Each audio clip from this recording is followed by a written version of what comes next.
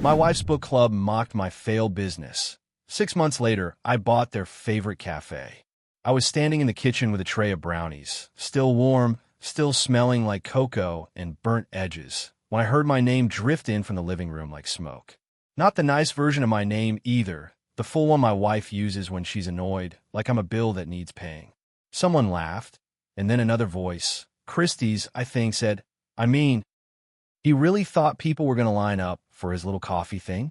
In this economy, the tray suddenly felt heavier. My fingers tightened around the metal rim until the heat bit my skin, and for a second I just stood there, staring at the oven clock like it was going to tell me what to do. I took one step forward, and the floorboard near the doorway creaked. The voices dipped, then rose again like a wave that realized it had an audience and decided to crash harder. "It's not mean," someone said, the classic preface to something mean. "It's just, when men have those phases? Like, I'm an entrepreneur." More laughter. My wife, Jenna, made this little sound, half chuckle, half sigh, that I recognized immediately. The "what can you do" noise. The noise she makes when she wants to agree without looking like she's agreeing. My throat went tight. I looked down at the brownies, the glossy tops cracked in neat little lines because I'd actually measured the ingredients for once, and all I could think was, I baked for these people. I pushed through anyway, because backing out felt worse than walking into it. The living room was crowded with bodies and perfume, and those throw pillows Jenna insists are textural. 6 women were arranged like they were in a photo shoot. Wine glasses, a paperback on the coffee table, legs tucked under them like they lived here. They all turned their heads at once when I came in, smiles snapping into place, too bright and too late. Jenna looked at me with wide eyes that said, "Please don't," and my stomach sank because she wasn't thinking, "Please don't be hurt." She was thinking, "Please don't make this awkward." "Brownies," I said, and my voice came out weirdly normal, which made me angrier than if it had cracked. "Oh my God, thank you," Christy chirped, like she hadn't just called my entire career a phase. She reached for the tray like she was doing me a favor. Her nails were perfect, thin French tips, probably paid for with someone else's card, and she glanced up at me with that fake sympathy expression people practice in mirrors. "How are you holding up?" she asked. Holding up. Like I'd lost a pet. Like my business was a little funeral we could all politely acknowledge before returning to the wine. I didn't answer right away. I set the tray down. The metal clinked against the glass coffee table, sharp and unforgiving. Jenna shifted on the couch, smoothing her dress, not meeting my eyes. I could feel my heartbeat in my palms, a steady thud that made everything feel slightly unreal. "I'm good," I said. Then, before I could stop myself, I added, "It's interesting hearing everyone's thoughts." There was a pause. Not long. Just long enough for them to decide which version of themselves to perform. "Oh," Jenna said quickly, laughing too high. "They were just talking. Just chatting." "Yeah," Christy agreed, her smile never wavering. "No sabe. We just worry about you guys. It's been a lot. A lot." Like my failure had spilled onto their shoes. I wanted to say something sharp. I wanted to ask why worry sounded so much like amusement. I wanted to turn and look at Jenna and ask if she'd laugh too. But my mouth was dry, and I could feel the old reflex kick in. Don't escalate. Don't be dramatic. Don't make your wife's friends hate her. So I just nodded like a polite stranger in my own house and went back into the kitchen with my skin buzzing and my stomach hollow. It was only later, after they left, after the last wine glass was rinsed, after Jenna stacked the book club paperbacks, neatly like evidence she could file away, that I realized that wasn't the first time they'd done it.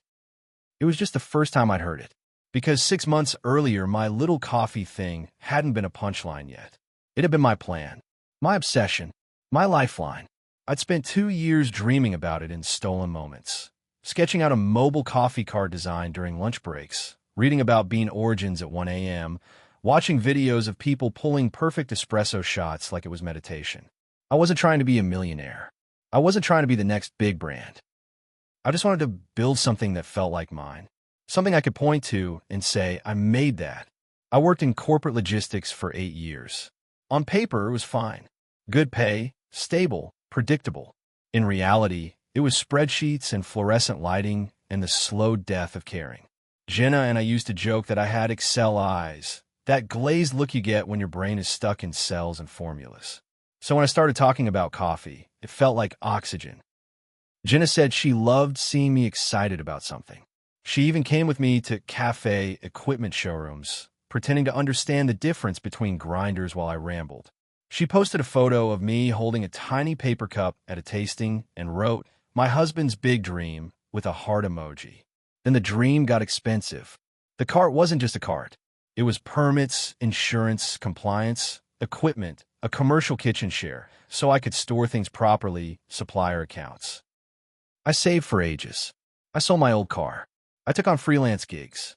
I told myself it would be worth it because I'd be doing something I cared about. And caring is a currency you don't realize you're broke on until you find some.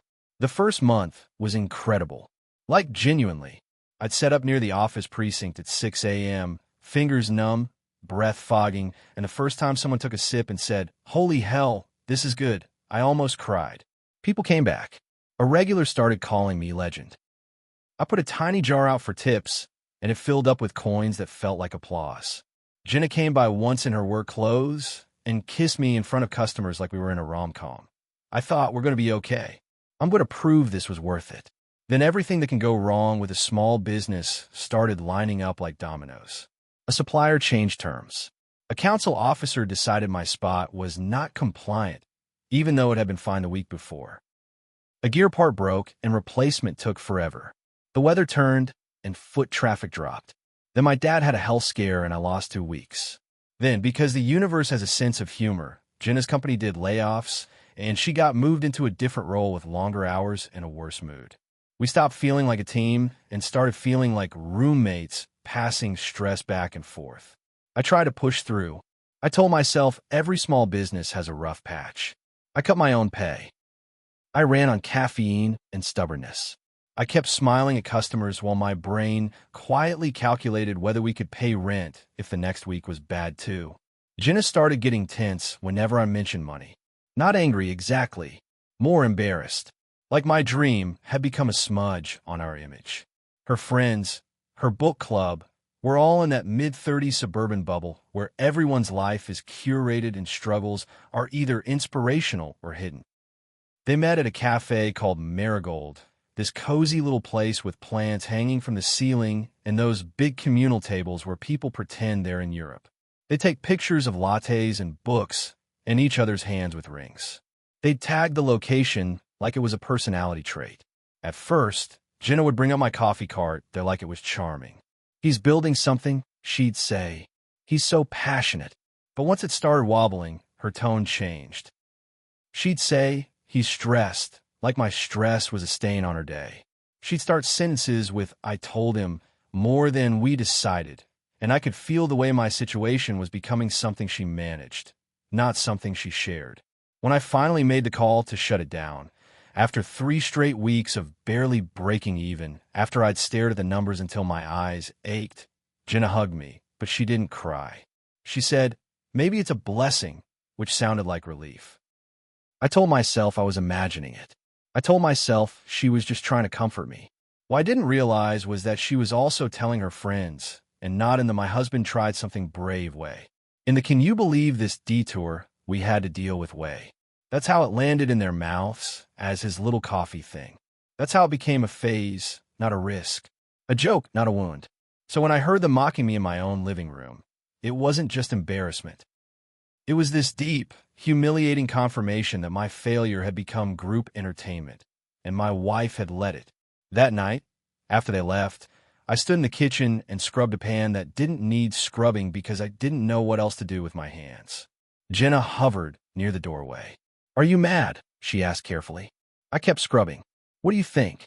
She sighed, already defensive. They weren't trying to be mean. I looked up at her. "They call my business a phase." "They were joking," she said, but her eyes didn't hold mine. "Did you laugh?" I asked. Her mouth opened, then closed. That was answer enough. I set the sponge down slowly because I didn't trust my grip anymore. "I heard you," I said. "You did that little laugh you do when you don't want to argue." Jenna's face flushed. "I didn't know what to say," she snapped. "You're being dramatic." There it was. The word that always meant, please make your feelings smaller so I don't have to feel guilty. I didn't yell. I didn't throw anything. I just felt something in me go quiet and sharp at the same time. Okay, I said. Good to know. She tried to backpedal after that. She said she was stressed. She said she hates conflict. She said she never meant for me to hear it. As if the problem was my ears, not their mouths. I went to bed with my chest tight and slept like garbage. In the morning, I got up early and went for a walk because if I stayed in the house, I was going to say things I couldn't unsay. The air was cold and the streets were empty, and I found myself standing outside Marigold without meaning to. It was still closed, chairs stacked inside, the sign turned inward. I could see the plants in the window, the warm lights, the chalkboard with their usual quote of the week. It hit me in this stupid, petty way. They mocked my coffee business, but they worshipped this one. They treated Marigold like it was sacred, like it was their little sanctuary where they could sit and sip and judge people's lives. And I know how this sounds. I know it sounds like I decided to buy a cafe out of spite like some cartoon villain. But that's not actually what happened, at least not at first. What happened was, I started paying attention. Because when you've been on the edge of keeping a business alive, you can't walk into a place like Marigold without noticing the cracks. The staff were always rushed. The owner, the guy with the man bun who always seemed too calm, looked tired in a way that wasn't trendy. Their menu hadn't changed in ages. Their machine sounded like it needed servicing. And one day, when I was there grabbing a coffee, yes, I still went, Jenna loved the place, and it was easier to keep things normal. I overheard him on the phone in the back corner saying, I can't keep doing this. I'm not getting younger. That stuck in my brain like a splinter. Around the same time, I got offered a new role through an old colleague. Better pay, more senior, the kind of job that would have made my 25-year-old self feel like he'd made it. I took it because I needed stability again. I told myself the coffee dream was dead, packed away with the broken grinder and the permits in a shoebox. But that job did something unexpected. It gave me breathing room. And with that breathing room, the humiliation from that book club night didn't fade. It fermented. Not into anger exactly, but into this steady determination to never be spoken about like that again. To never be someone's cautionary tale. So I started studying again. Quietly. Not posting about it. Not telling Jenna. Just reading, learning, looking at numbers the way I always do, but with a different lens. I started looking at cafes not like a customer, but like an operator. I started running the math in my head. And Marigold kept popping up. One afternoon, I went in alone. No Jenna, no book club scent cloud. Just me and my coffee and the hum of the fridge. The owner rang me up. His name was Sam. I'd never actually talked to him beyond thanks. That day, he looked at my old coffee cart keyring. Yes, I still had it. And said, You in the industry? I should have lied. I should have said, Not anymore. Instead, I said, I tried. Didn't work out. Sam gave me a look that wasn't pity. It was recognition. Yeah, he said. That'll humble you. We ended up talking for 10 minutes. About suppliers. About rent increases. About how customers want artisan vibes, but don't want to pay artisan prices. He mentioned, casually, that he was thinking of selling. Just the business, he clarified. Not the building. I lease. My heart thumped, so hard it felt stupid. Really? I asked, trying to sound normal. He shrugged. I'm tired. My partner's tired. We got a kid now. I want my weekends back. I walked out of there with my coffee cooling in my hand and my brain on fire. I sat in my car and stared at the steering wheel like it was a confession booth. It took me 2 weeks to say it out loud to anyone, even myself. I could buy it. Not the building. Not some empire. Just the business. The equipment, the branding, the supplier relationships, the goodwill, the staff. I could take over the lease if the landlord agreed. I could run it properly. I knew the mistakes I made with my cart. I knew what I'd do differently. I wasn't naive this time. I wasn't romantic. I was prepared. I also knew exactly what it would do to Jenna's book club if I did it. And I hated that thought gave me a small, mean spark of satisfaction. I didn't tell Jenna right away because I didn't trust her reaction. I didn't trust that she wouldn't immediately turn it into our plan for her friends to gossip about. I also didn't trust myself to handle her skepticism. So I moved like a person doing something slightly illegal. I met with Sam after hours. I looked at numbers. I got a lawyer to review the lease assignment. I spoke to a broker. I talked to the landlord. I ran the risk assessments. I laid out my savings and realized I'd need a loan. I applied. I got approved on the condition I brought in a silent partner, someone to shore up the deposit. That part felt like the universe testing me. Would I have the humility to ask for help? I asked my uncle. He's not a rich guy, just a practical one who has always believed in me in this quiet way. I told him the whole plan. I showed him the numbers, the contingencies, the worst-case scenarios. He didn't say, "Follow your passion." He said, "Where do you bleed?" I blinked. "What?" He tapped the spreadsheet. "What do you bleed money if it goes wrong? And can you stop the bleeding?" That was the kind of question no one asked me the first time. I answered honestly. He nodded slowly. Then he said, "I'll back you, but I'm not rescuing you. You run it like a grown man." I laughed, and it came out shaky. Deal. 3 weeks later, I finally told Jenna. I sat her down at the kitchen table, the same one where we'd eaten book club brownies and swallowed humiliation. My hands were sweaty. I hated that. I hated that I still wanted her approval. "I've been working on something," I said. She looked wary. Like, another business thing?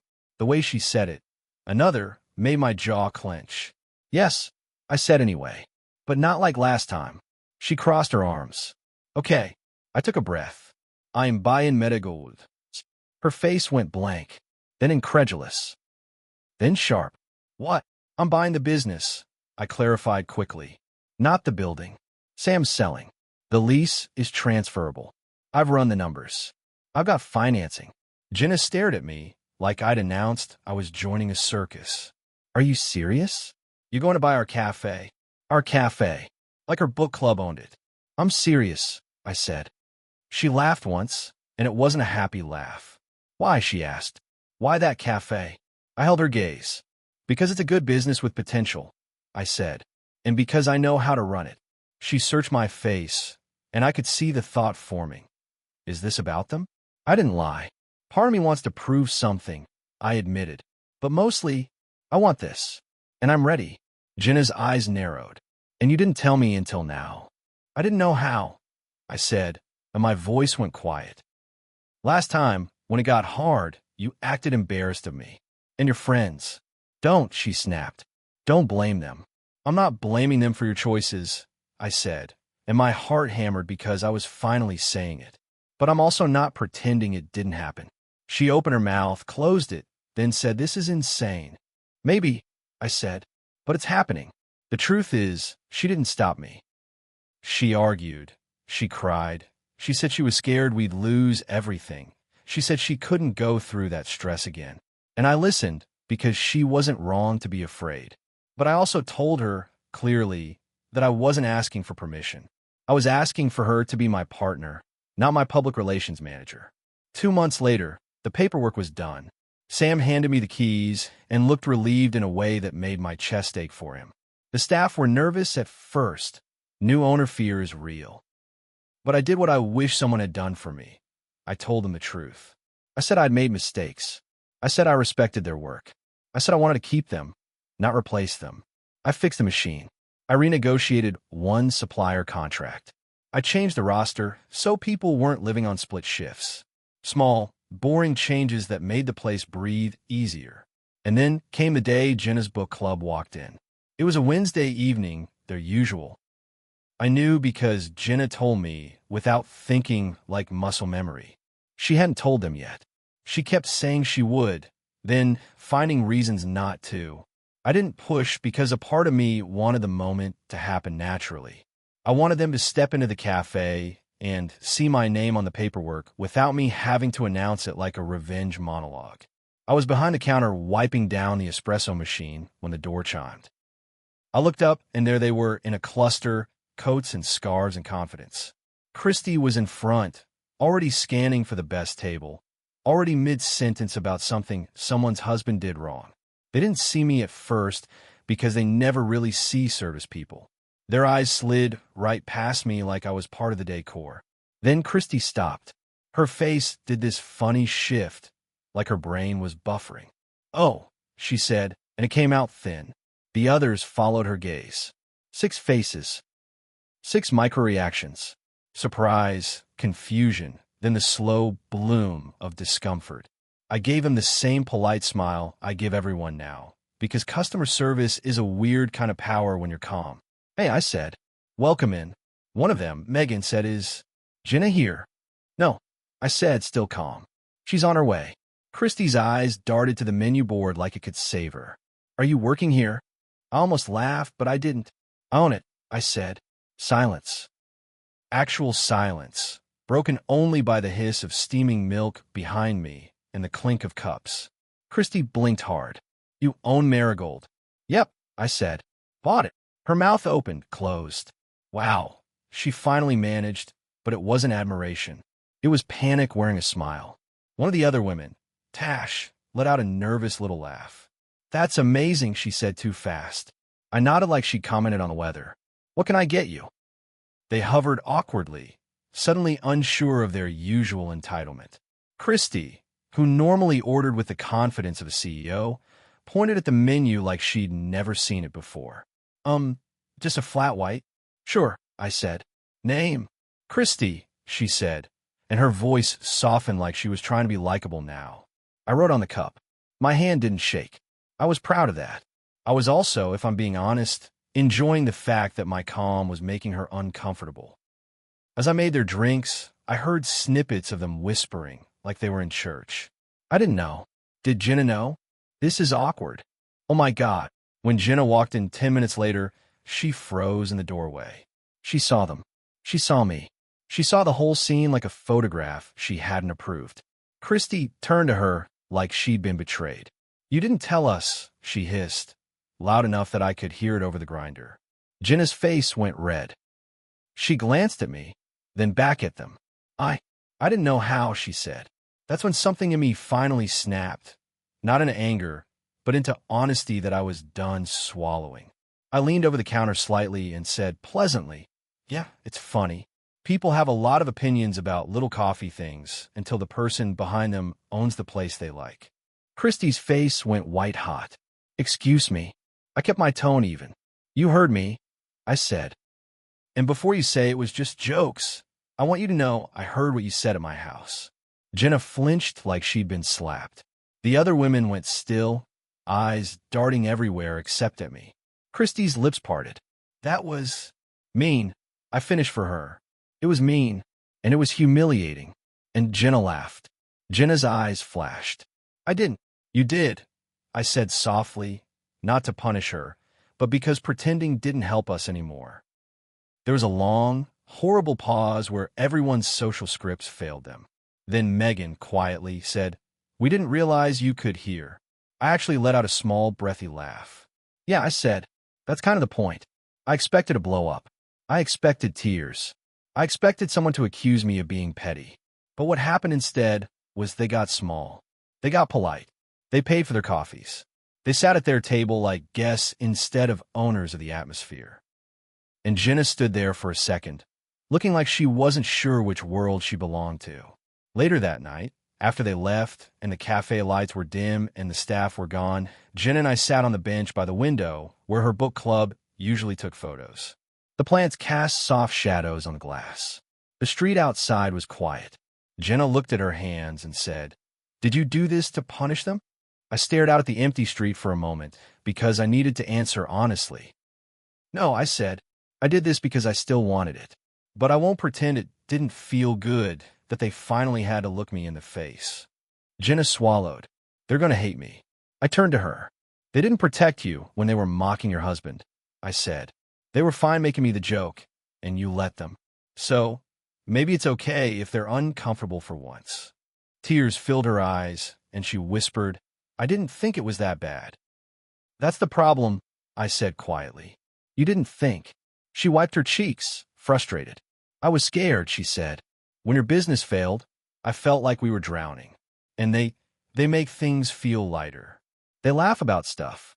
I didn't want to be the couple everyone pitted. The honesty hurt, but it also made everything make sense in a gross, human way. So you let them pity me, I said. Jenna flinched. I didn't mean to. I know, I said. And I didn't know. That's what made it so messy. Jenna wasn't evil. She was just weak in the places that mattered to me. We sat there a long time. Eventually, she said, "What do you want from me now?" I thought about it. About the 6 women who'd turned my failure into entertainment. About Jenna's laugh. About the way my hands had tightened around that tray of brownies. "I want you to stop managing me," I said. "Stop treating my risks like something that happens to you. If you're proud of me, be proud out loud. If you're scared, tell me. But don't let your friends reduce me to a punchline because it makes your life easier." Jenna nodded slowly, tears still slipping. "Okay," she whispered. "We're not magically fixed. I wish I could end this with some satisfying mic drop where Christy begs for forgiveness and Jenna publicly defends me and everyone claps. Real life doesn't do that. Real life does awkward group chats and people unfollowing each other and passive-aggressive brunches." Jenna's book club stopped meeting at Marigold for a while. They tried another cafe across town, one with worse coffee and better anonymity. Jenna didn't go to the first couple meetups. She said she was busy. She wasn't. She was embarrassed. Then one Saturday, she came into Marigold when I was doing stock in the back, and she sat at the window table alone with a book. No friends. No photos. Just her reading, sipping coffee, existing in the place without using it as a stage. When I came out, she looked up and gave me a small, genuine smile. "This is really good," she said, nodding toward the coffee. I leaned on the counter and watched her for a second. The old part of me, the part that still wanted applause from the people who mocked me, felt oddly quiet. Not gone, just smaller. "Yeah," I said, "it is. And I don't know what will happen with her friends. I don't know if Jenna will outgrow them or if she'll keep trying to balance everyone's comfort like she always has. But I do know this. The next time someone calls my work a phase, it won't be from a couch in my living room while my wife laughs. Not anymore. Because now, when they walk into their favorite cafe, they have to look me in the eye before they speak. And weirdly, that's all I ever wanted in the first place."